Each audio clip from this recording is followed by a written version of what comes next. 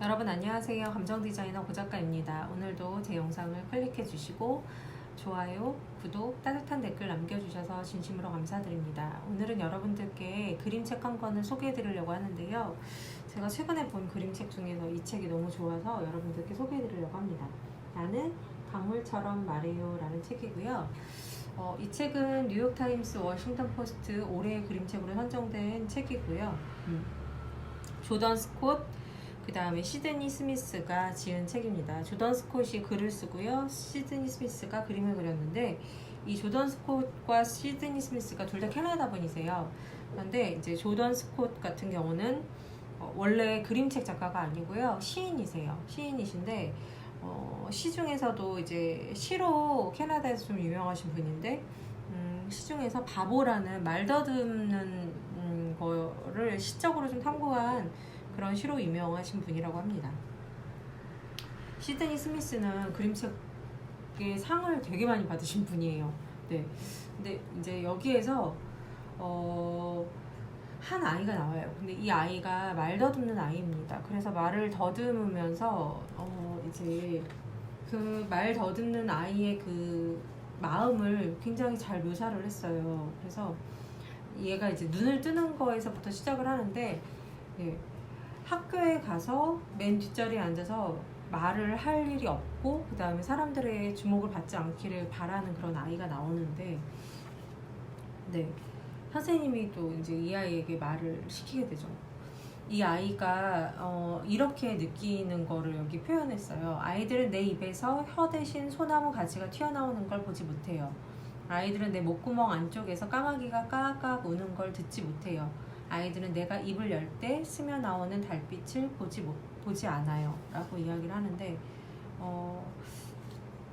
그때 이제 말을 하지 않는 것, 우리가 말을 하지 않고 그 다음에 그 아이의 표정, 아이가 얼마나 겁먹었는지 이런 것들에만 집중하는 거에 대해서 이제 표현을 하거든요.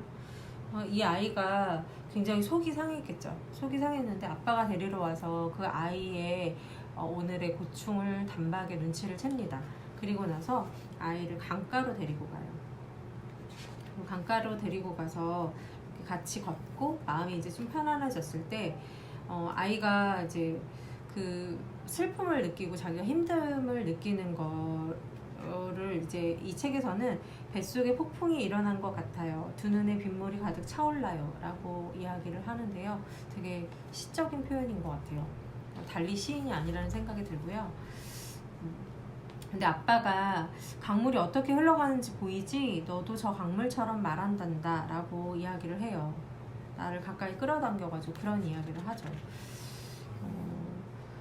그래서 아이가 이제 보면서 그걸 생각을 해요. 강물의 그 흐름이나 강물의 소리 이런 것들을 생각을 하죠. 물거품이 일고 소용돌이 치고 굽이치다가 부딪혀요. 네. 그리고 제가 제일 좋아하는 장면인데요. 아이가 눈을 감고 이렇게 생각하는 장면인데, 이거를 딱 펼치면 이렇게 아름다운 장면이 나옵니다. 네.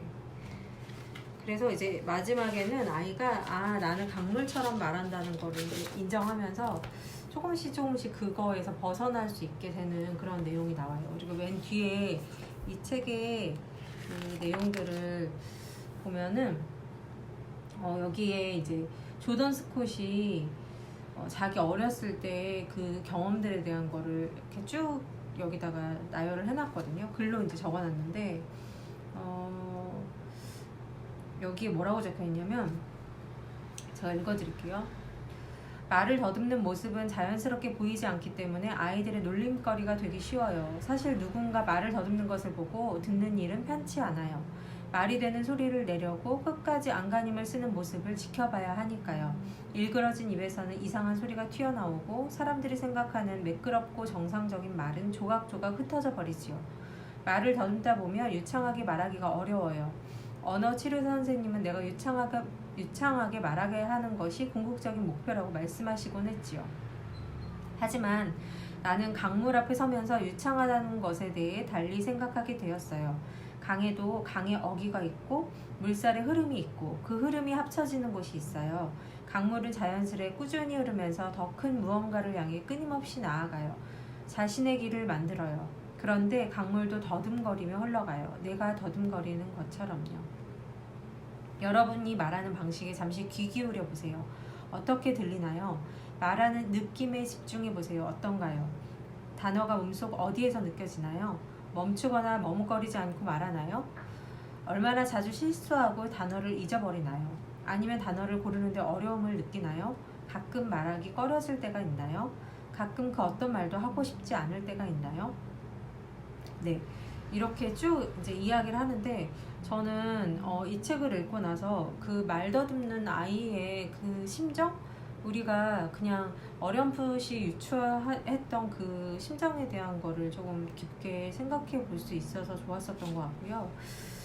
무엇보다 그 아버지가 강으로 데려가셔서 그 강물하고 말하는 방식이 너가 같다라고 이렇게 표현해 준 게 너무 따뜻한 위로의 방식?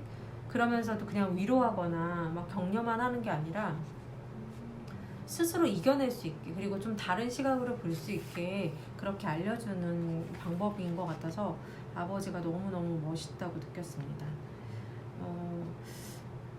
우리는